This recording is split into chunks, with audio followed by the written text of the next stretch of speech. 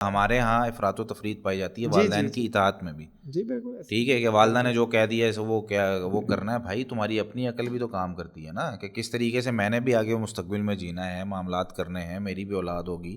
اللہ تعالیٰ نے کیوں زندگی میں وراثت نہیں رکھی؟ جی ایسے. یعنی وراثت میں اپنی زندگی میں کیوں تقسیم نہیں کر سکتا؟ وجہ کیا ہے؟ اس کی وجہ یہ ہے کہ بھائی ایسے بہت سے کیسز ہمارے سامنے, یہ چلے حکمت عملی اللہ تعالیٰ جانتا ہے. ہمارے زمانے میں مطلب اس طرح کے کیسز آتے ہیں. ایک بزرگ کو میں نے دیکھا, میں گزر رہا تھا ایک جگہ سے, تو وہ دکان والے آپس میں بات کر رہے ہیں کہ یہ جو ہے نا وہ اس کے چھوٹے بیٹے نے اس کو گھر سے نکال دیا رات. کیوں نکال دیا بھائی؟ وہ کہتا ہے جی اس نے اپنی ساری جائیداد بڑے بیٹے کے نام کر دی تھی اور بڑا بیٹا جو ہے نا وہ کہیں دور شہر میں جا کے بس گیا ہے, اور یہ اب چھوٹے بیٹے کے پاس رہ رہا تھا تو چھوٹے بیٹے کے ساتھ کوئی انبن ہوئی ہے تو اس نے گھر سے نکال دیا. اب نہ اس کے پاس اپنی وراثت ہے, نہ چھوٹا بیٹا جو ہے نا وہ گھر پہ رکھ رہا ہے, تو کہاں جائیے؟